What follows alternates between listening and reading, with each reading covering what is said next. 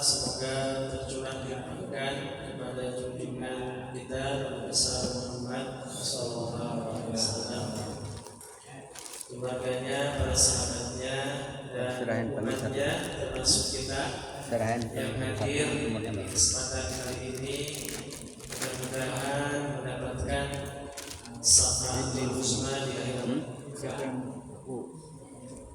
Yang sama-sama kita hormati tadi panggil Bapak ini RW 08 Pak Imam Mudhofir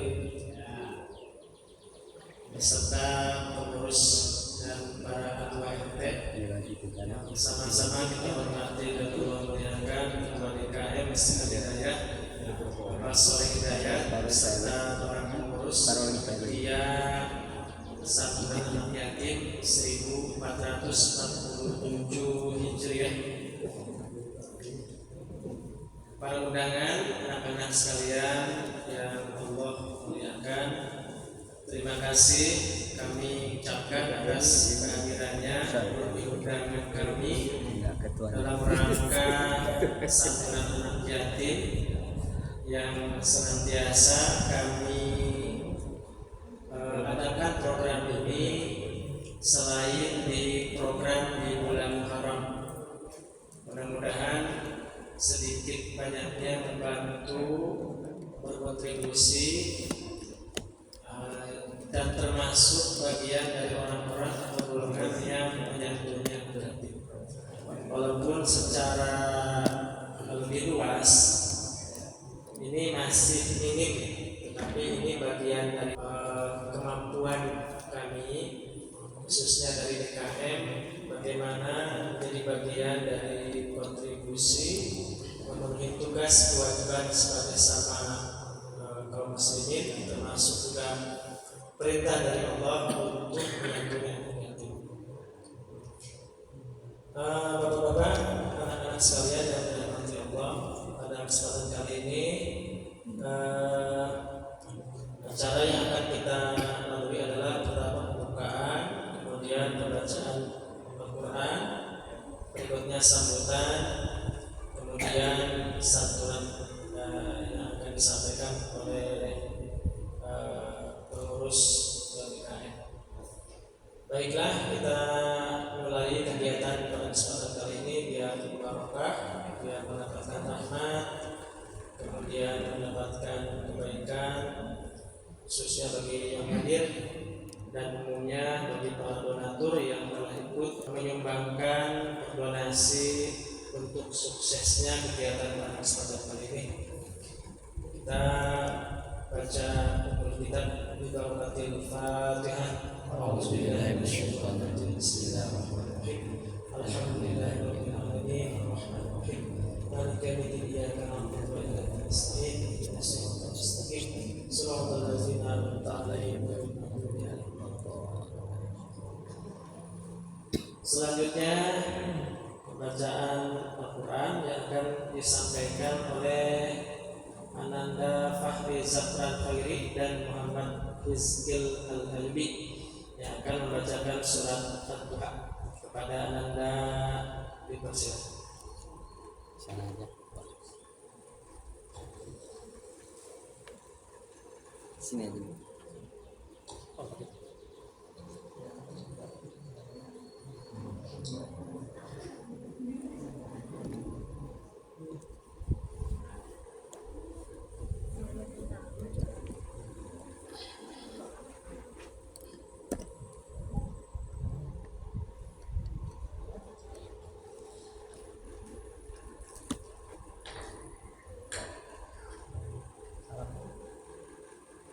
Assalamualaikum warahmatullahi wabarakatuh. Waalaikumsalam warahmatullahi wabarakatuh.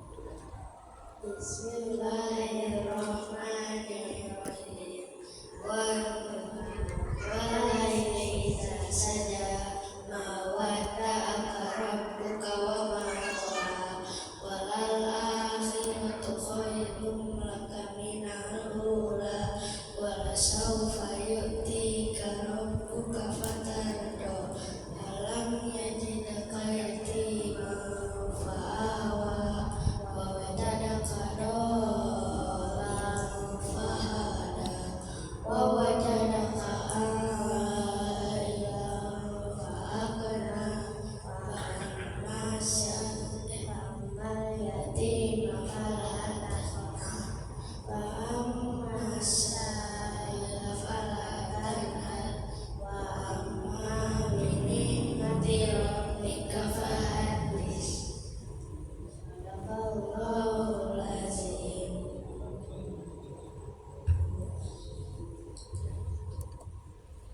Terima kasih kepada Anda Fahri Zafran Khairi dan Muhammad Rizkil Al-Alwi.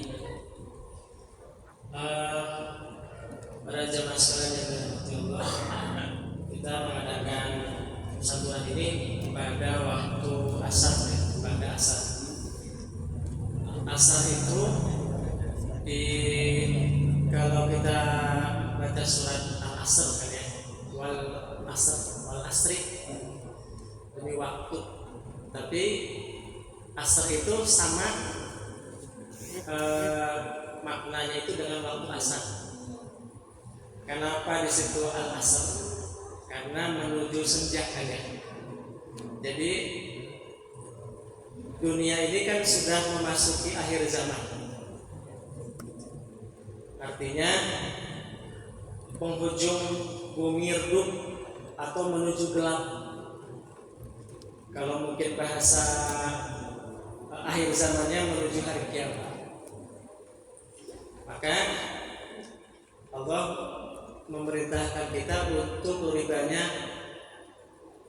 melakukan prioritas amal.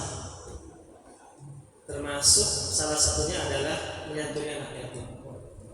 Jadi program Ramadan kita kan ada tarawih, ada tadarus gitu ya. Kemudian ada itikaf. Nah, salah satu program prioritas yang senantiasa kita lakukan adalah menyantuni anak yatim. Karena ini sesuatu dampaknya itu bukan hanya bagi anak-anak karena mereka harus berhadapan dengan masa depan, tapi juga pasti berefek kepada masyarakat.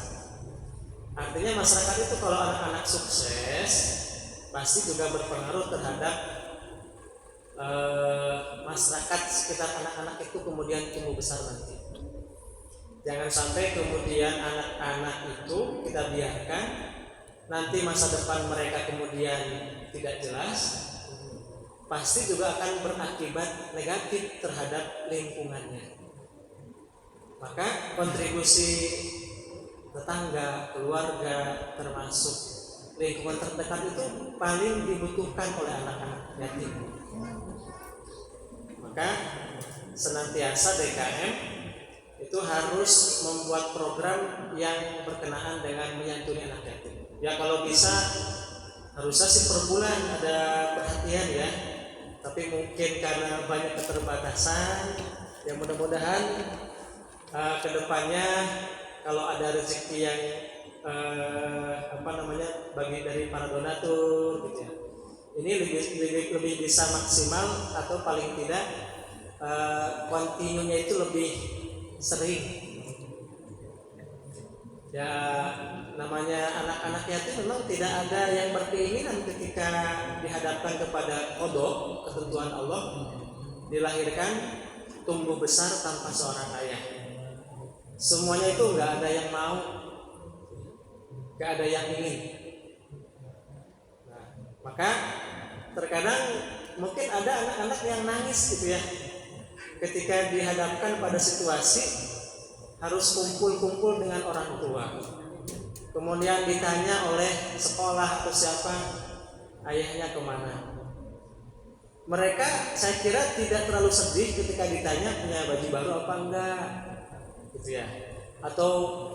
Tapi yang mereka sedihkan adalah ketika dalam proses pertumbuhan tidak dalam pendampingan seorang ayah. Itu boro-boro ini ya, kita nih ya yang sudah dewasa orang tua, ketika kehilangan nenek, kehilangan kakek yang meninggal gitu ya, kadang-kadang kan sedih juga ketika ingat gitu ya.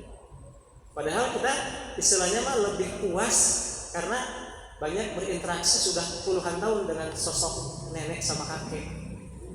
Jadi sangat wajar dan sangat maklum apabila kemudian anak-anak ini ada dalam suasana tertentu mereka sedih. Jangan dimarahin, nggak boleh dimarahin. Atau secara sosial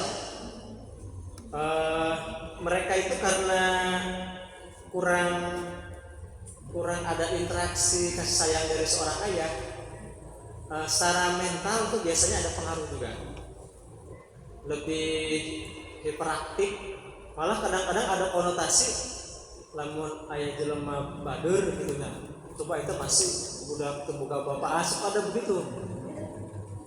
Nah itu biasanya faktornya banyak, salah satunya suka ada ledekan dari teman-temannya, sehingga secara mental, secara psikososial itu mereka terpengaruh. Atau kondisi di keluarga juga berpengaruh, karena mungkin seorang ibu mengasuh single parent gitu ya, harus menggantikan posisi ayah, menafkahi keluarga, mengurus secara mandiri tanpa ada bantuan sosok suami, sehingga emosinya lebih kelihatan. Jadi gampang marah nah itu bisa berpengaruh terhadap sosok anak. Maka memang harus lebih banyak sabar. Maka dorongan pengganti sosok ayah itulah dalam bentuk program menyantuni anak yatim. Jadi bentuk kontribusi menggantikan sosok ayah untuk menafkahi itu memang harusnya diemban oleh lembaga. Karena kalau diberikan kepada sosok seorang ibu, keluarga, itu pasti akan berbeda. Maka ya kontribusi kami pada kesempatan kali ini mudah-mudahan sangat sedikit lah bagian dari itu. Nah selanjutnya mari kita tentang yang akan disampaikan oleh yang pertama Bapak Soleh Hidayat selaku Ketua DKM Masjid Al Hidayat. Tafadhol Rasul. Maka Pak Soleh. Di mana sih aja? Kan ada satu lagi itu. Bukan, nah itu yang itu. Itu mikrofonnya atasnya.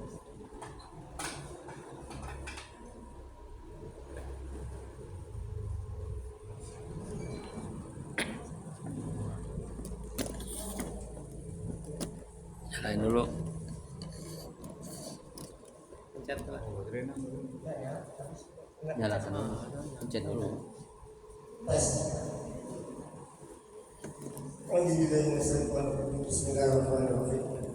Assalamualaikum warahmatullahi wabarakatuh. Waalaikumsalam. Alhamdulillahilladzi khalaqas samawati wal arda wa huwa al-azizul hakim wa al-ghafurur rahim. Allahumma shalli wa sallim ala sayyidina Muhammadin wa ala alihi wa sahbihi ajma'in. Alhamdulillah kita oleh Allah Subhanahu wa taala dipertemukan dalam rangka santunan yatim. Sebelumnya perlu kami sampaikan terima kasih kepada ketua atas kehadirannya, kemudian juga OPJ beserta staf dan jajarannya, juga pada ibu-ibu sekalian dan adik-adik sekalian yang dimuliakan Allah Subhanahu wa taala. Kami ucapkan terima kasih atas kehadirannya. Semoga pertemuan kita ini membawa keberkahan, kemudian memberikan kebahagiaan kepada kita semua, dan Allah senantiasa melimpahkan curahkan nikmat yang tiada terhingga kepada kita, nikmat iman dan Islam, nikmat yang sesuai dengan kamu, dan nikmat lainnya yang tidak bisa kita ukur dengan segala sesuatu. Pada kesempatan ini kami hanya ingin menyampaikan kepada ketua panitia kami mengucapkan terima kasih atas upaya dan kerja kerasnya. Semoga apa yang dilakukan oleh para ketua dan jajarannya mendapatkan balasan dari Allah Subhanahu wa taala dan mendapatkan ridho dari Allah Subhanahu wa taala, kemudian Allah memberikan pahala yang terbaik di sisinya. Dan semoga apa yang kita laksanakan ini membawa keberkahan bagi kita semua. Demikian yang bisa kami sampaikan. Assalamualaikum warahmatullahi wabarakatuh. Waalaikumsalam warahmatullahi wabarakatuh. Terima kasih kepada Ustaz Soleh Hidayat atas sambutannya. Nah, kita sering mendengar surat Al-Ma'un. Ada yang apa? Surat Al-Ma'un? Yusuf hafal ya? Dua-duanya hafal ya?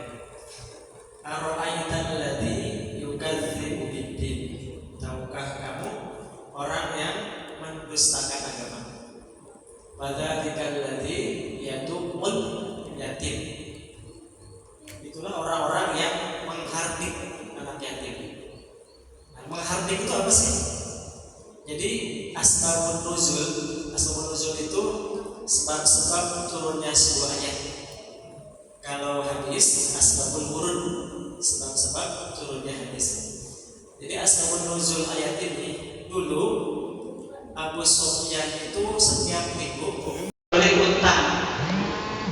Jadi karena dia termasuk orang kaya, dia kalau kita mah nyembelih kambing paling pas Idul Adha paling tidak ya, atau nyembelih ayam pas mau hajatan ya, kalau di kampung tuh. Nah, Abu Sufyan itu setiap minggu dia nyembelih unta. Mungkin dia mau bagikan ke kerabatnya atau keluarganya. Nah, anak-anak yatim itu kan waktu itu sudah banyak di Mekah itu. Dan mereka tahu Abu Sufyan itu setiap hari apa itu suka nyembelih unta. Karena mereka orang-orang nggak mampu. Ya kalau sekarang mah mungkin nyari makan sesuap nasi lah gitu ya.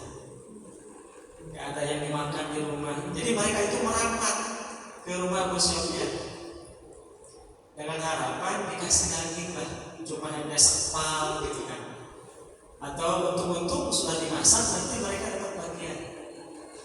Tapi apa yang dilakukan Abu Sufyan itu dia ngambil pecut, diusirin. Dari situlah keluar surat ini, larangan menghardik anak yatim.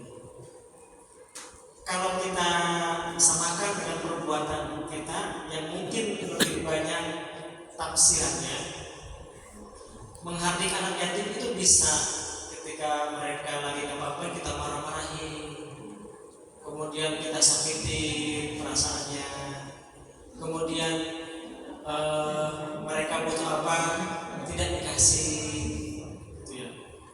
Itu bukan hanya persoalan keluarga tapi juga masyarakat memperhatikan kebutuhan itu. Kemudian mereka tidak mungkin ada masanya lagi bukan bandel lah gitu ya, jahil. Nah, itu kalau mereka lagi jahil itu anak yatim ya, jangan terlalu dimarahin banget. Karena apa? Mereka itu sensitif perasaannya, beda dengan orang yang punya orang tua lengkap. Itu beda. Karena kalau anak yang punya orang tua lengkap, sebenarnya ngadu kan ada ayah gitu ya. Ayah tadi dimarahin tuh sama itu. Walaupun ayahnya juga diam aja, tapi mereka ada orang yang bisa diaduin perasaan mereka. Tapi bagi mereka ketika dimarahin, disakitin, itu mereka menyimpannya sendiri perasaan. Nah, itulah salah satu bentuk menghardik anak yatim. Maka sangat penting kita menjaga posisi anak yatim itu bukan hanya sebatas memperlakukan seperti anak pada umumnya. Maka Allah itu memberi kekuliaan, memberi gelar khusus bagi anak yatim. Jadi gini Bu, ada posisi orang yang status yang memang bawaan dimuliakan oleh Allah, ada yang status memang itu hasil usaha sendiri. Ada dua jenis anak yang dimuliakan Allah. Pertama, karena statusnya dari sananya sudah begitu, kodoknya yaitu anak yatim. Disebutkan 20 kali dalam Al-Quran. Biasanya Al-Quran dalam ulumul Quran, ilmu Al-Quran ada namanya istilah tikror. Jadi tikror itu penyebutan yang berulang-ulang dalam Al-Quran. Semakin banyak disebutkan oleh Al-Quran, semakin berpengaruh terhadap keutamaan penyebutan itu. Berarti ada sesuatu dalam istilah itu, termasuk yatim ini. Itu berarti anak yatim itu sudah jelas dimuliakan oleh Allah. Tapi ada anak yang memang karena usahanya sendiri dimuliakan, yaitu anak yang soleh. Nah, kalau secara umum ada dua jenis manusia yang juga dimuliakan Allah. Yang pertama karena sudah ditunjuk oleh Allah, yaitu para nabi dan rasul, sudah jelas dimuliakan. Tapi ada juga karena usaha sendiri, yaitu orang-orang yang bertakwa karena usaha sendiri.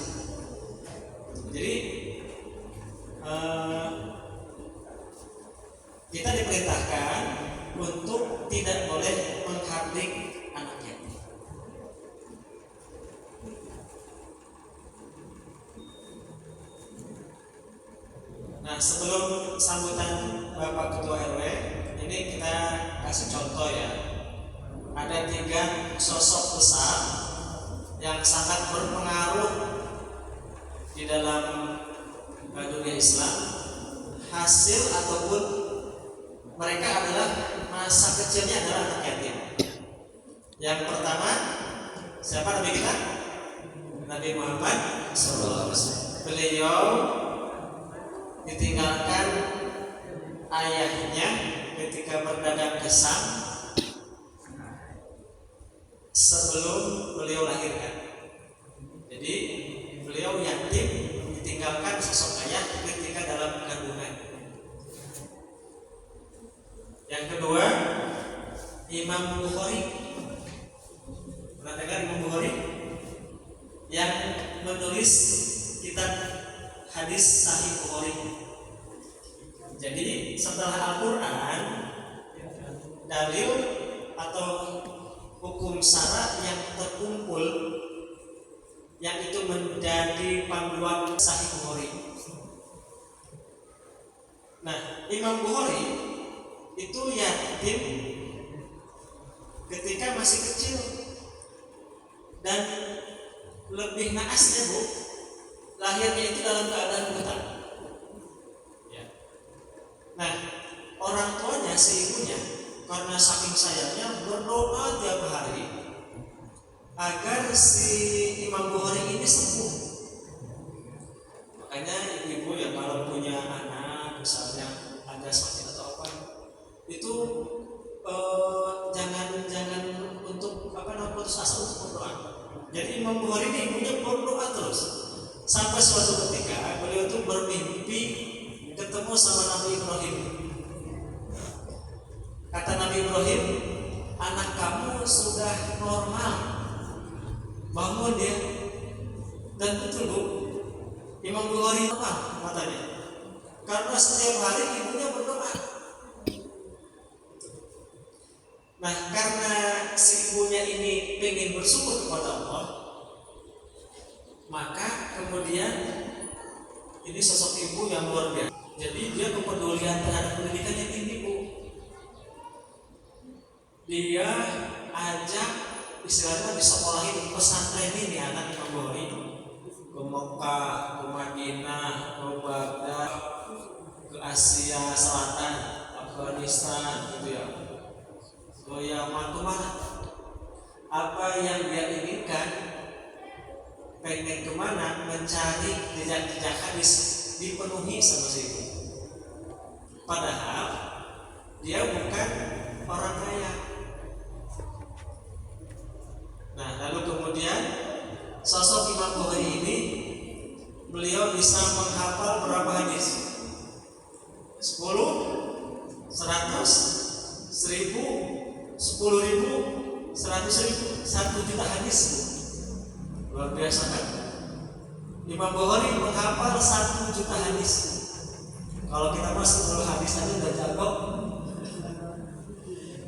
Nah, cuma di dalam kitab Sahih Bukhari itu beliau memeras lagi menjadi 7.000 hadis yang itu memang hadis sahih. Jadi 1 juta hadis itu beliau seleksi lagi, mungkin ada hadis dhaif, hadis maudhu gitu ya, hadis hasan. Nah, ini dari 7.000 hadis itu dari perasan dari 1 juta hadis. Dan beliau adalah anak yatim. Satu lagi, mazhab Imam Asy-Syafi'i. Imam Syafi'i itu diikuti mazhabnya oleh 50% kaum muslimin di seluruh dunia. Imam Syafi'i itu lahir di Gaza, yang sekarang lagi ramai nih, dan tendon, gitu kan, malah meluas sampai perang ke Iran ya, mana-mana. Nah, Imam Syafi'i itu lahirnya di Gaza. Beliau ditinggalkan ayahnya pada usia 2 tahun. Usia 2 tahun ditinggalkan sosok ayah, dan ini komplit. Lahirnya itu di daerah-daerah apa namanya ya? Kalau sekarang itu bukan perumahan, bukan daerah elit, tapi di pikiran itu pelosok daerah miskin. Udah mah yatim, usia 2 tahun ditinggal ayah, jauh dari lingkungan pendidikan, jauh dari lingkungan yang memang budayanya itu bersih gitu ya, daerah miskin. Tapi kemudian karena sosok ibunya juga peduli sama pendidikan, jadi dia itu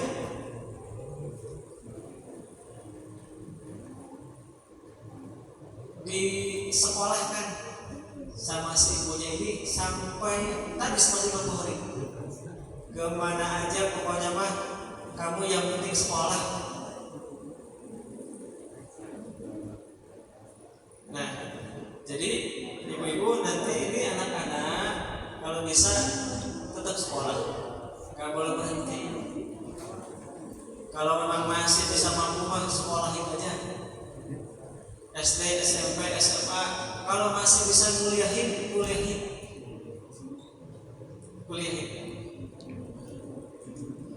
Jangan baru SD, SMP, masih ini. Nah nanti mungkin kalau keberatan misalnya nggak ada biaya sama sekali, coba datang ke kerabat, kalulur misalnya, atau datang ke kira-kira siapa yang menurut ibu bisa buat. Jadi jangan putus asa seperti Imam Syafi'i itu, ibunya begitu, nggak mampu, tapi tekadnya kuat. Akhirnya apa? Imam Syafi'i dalam usia 9 tahun hafal Al-Quran, malah menjadi rujukan fikih 50% kaum muslimin sampai sekarang. Nah, itu contoh begitu luar biasa sosok itu. Karena kan kita nggak mungkin berharap terhadap sosok ayah kan, karena sudah terjadi. Artinya sekarang ini tumpuan anak-anak itu di ibu. Kalau ibunya semangat untuk menyolokahkan anak-anak pasti sama semangat. Pasti ada jalan lah, ada rezekinya ya. Mudah-mudahan tetap tadi berdoa.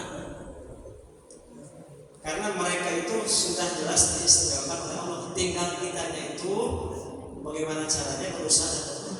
Sabar aja. Selanjutnya kami persilakan kepada Bapak Imam Dawir untuk menyampaikan sepatah kata untuk sambutan kepada masyarakat.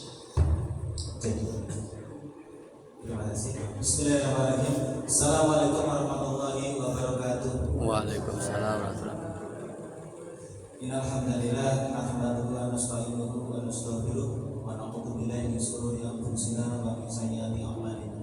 May yahdihillahu fala mudilla lahu wa may yudlil fala hadiya lahu. Asyhadu an la ilaha illallah wa asyhadu anna Muhammadan abduhu wa rasuluhu la nabiyya ba'dahu. Allah Ta'ala fil Qur'anil Karim, a'udzu billahi minasyaitonir rajim. Bismillahirrahmanirrahim. Ara'aital ladzi yukadzibu bid-din wa dzalikal ladzi yadhurru al-yatim wa la yakhuddu 'ala ta'amil miskin wa wailul lil musallin alladzina hum an salatihim sahun alladzina hum yura'una wa yamna'una ma'hum.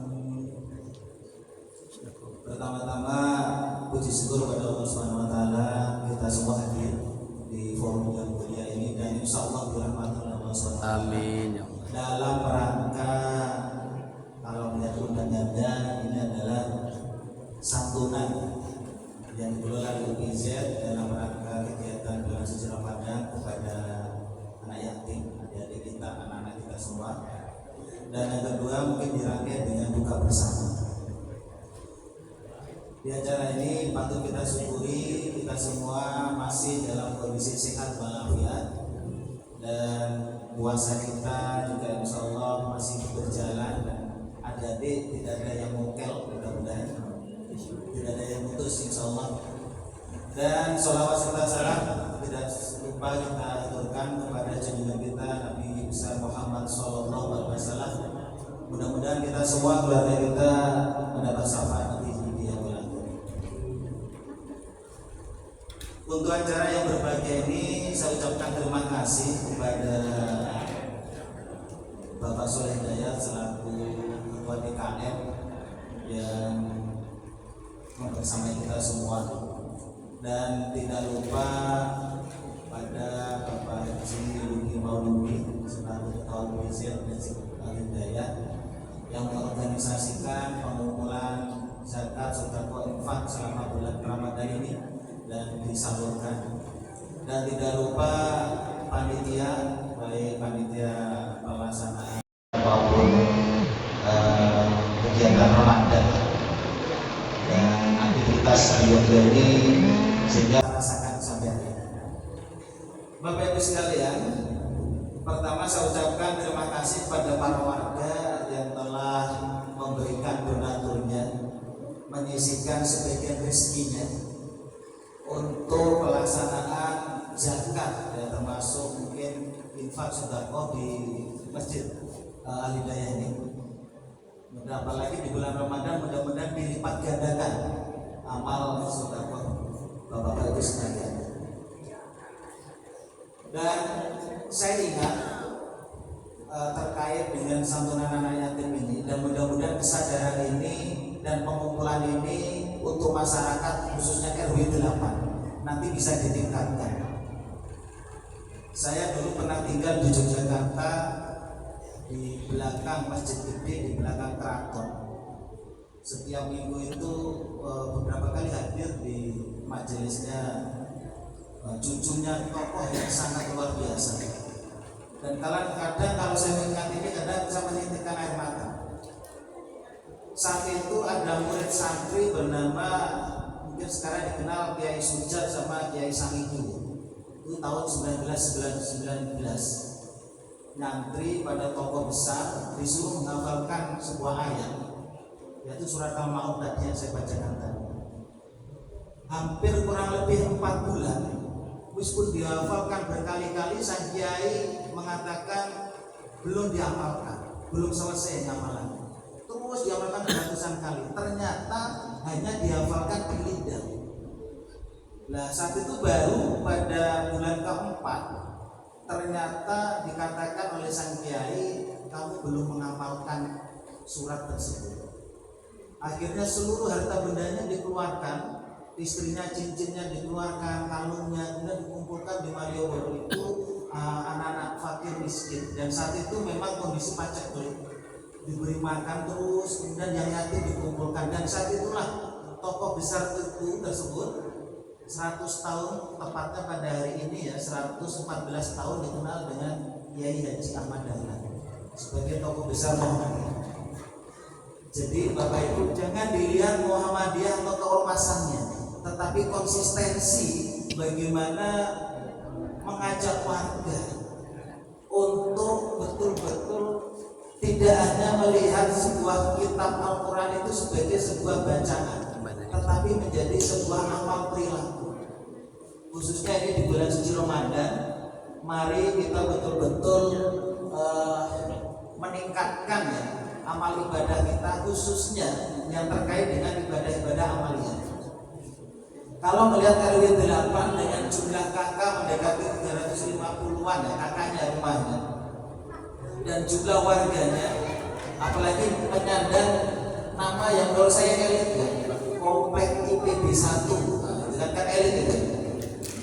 Setidaknya pengumpulan ini seharusnya bisa 10 kali lipat dari ini kalau mendalami surat Al-Ma'un tersebut. Nah, ini saya berwasiat pada khususnya diri saya sendiri, keluarga saya dan Bapak Ibu semuanya, mudah-mudahan surat Al-Ma'un tadi diresapi, tidak hanya dibaca pada saat kita sholat, tetapi menjadi ibadah amaliyah kita sehari-hari. Dan itu yang bisa saya sampaikan atas wasiat buat diri saya sendiri dan warga RW 8, khususnya di bulan suci Ramadan ini. Mudah-mudahan tahun depan yang terkumpul bisa 4 kali lipat dari bulan ini, insyaallah. Saya rasa itu Bapak Ibu sekalian, dan sekali lagi terima kasih buat panitia dan buat adik-adik, ya, adik-adikku, anak-anakku yang luar biasa. Mudah-mudahan nanti menjadi generasi penerus, menjadi anak yang soleh dan solehah di bawah bimbingan kita semua. Jadi bukan hanya orang tuanya, tetapi kita semua anggap sebagai orang tua. Warga RW 8 harus menganggap anak-anak ini sebagai anak-anak kita semua. Jadi kalau berikan yang terbaik buat kita ini, karena dalam skup yang terkecil orang tuanya adalah seluruh warga RW 8. Kalau dalam skup yang lebih besar dalam kehidupan berbangsa dan bernegara sesuai dengan Undang-Undang Dasar 1945 pasal 33. Saya rasa itu Bapak Ibu sekalian, dan mudah-mudahan acara ini nanti bisa berlangsung lancar dan kita semua sebagian besar bisa buka bersama di sini. Wallahu muwaffiq ila aqwamit thoriq. Assalamualaikum warahmatullahi wabarakatuh. Waalaikumsalam. warahmatullahi wabarakatuh. Terima kasih kepada Bapak Robir selaku Ketua RW 08 Kelurahan Roji. Mudah-mudahan apa yang beliau tadi sampaikan diijabah ya. Kedepannya kita lebih maksimal, kita akan lebih mendorong lagi bagaimana para donatur lebih banyak untuk berkontribusi, termasuk bagaimana memikirkan bukan hanya jangka pendek tapi juga jangka menengah yang paling tidak beranjak, bukan hanya per spot tapi juga ada kontinu terhadap program ke depannya. Nah, para jemaah sekalian, ada beberapa keutamaan menyantuni anak yatim atau keutamaan anak yatim. Yang pertama, ini sebagai ujian keimanan dan kepedulian.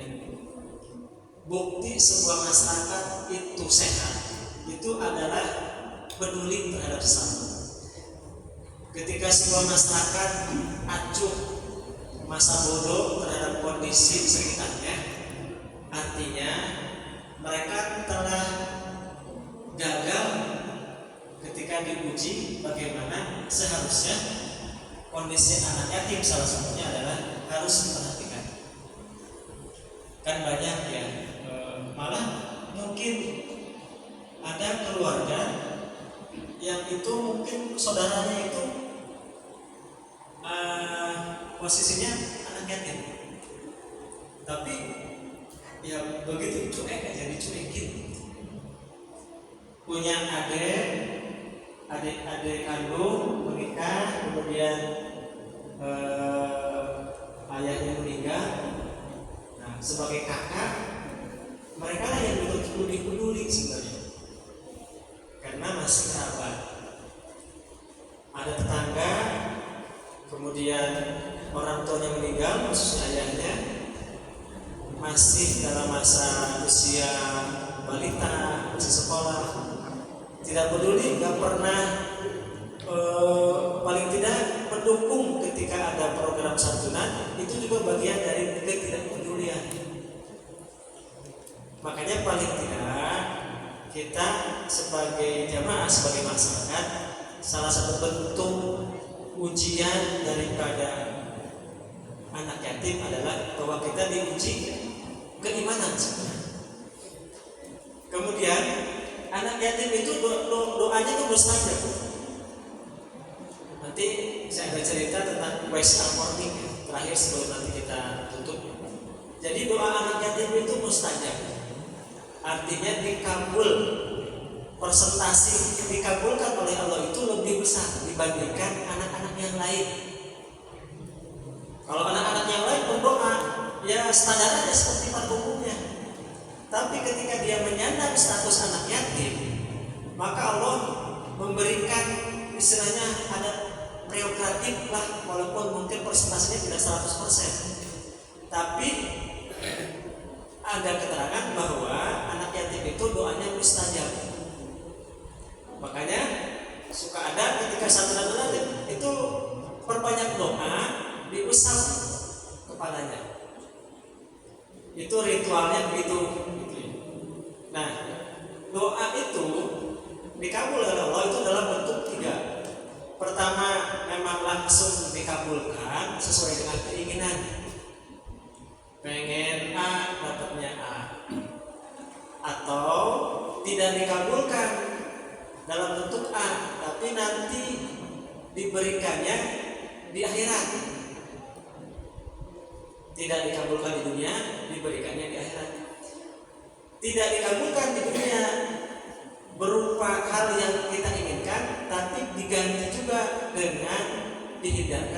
musibah. Ketentuannya Bu, hari ini tuh misalnya kita tuh dapat musibah,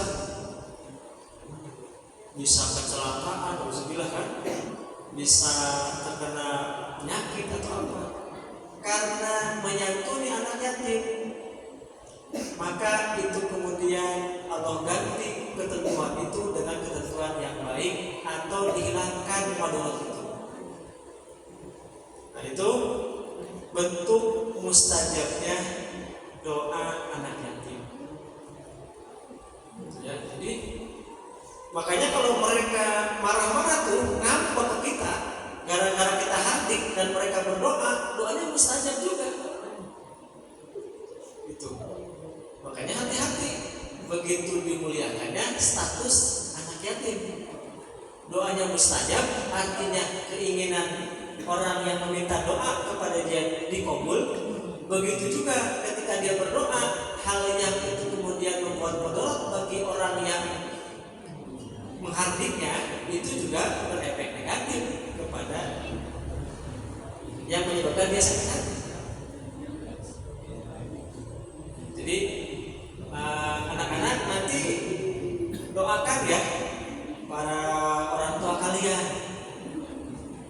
bapak yang sekarang lagi mudah-mudahan di surga DP-nya, ibu kalian juga doakan setiap hari. Kemudian para bapak-bapak di sini nih yang mendapatkan amanah, mudah-mudahan istiqomah, gitu ya. Para donatur, mudah-mudahan senantiasa terketuk hatinya untuk senantiasa berdonasi. Nah, selanjutnya mungkin kita masuk sambutan terakhir yang akan disampaikan kepada Pak Kang Agung Prabowo. Pada Kang Agung mewakili anak yatim.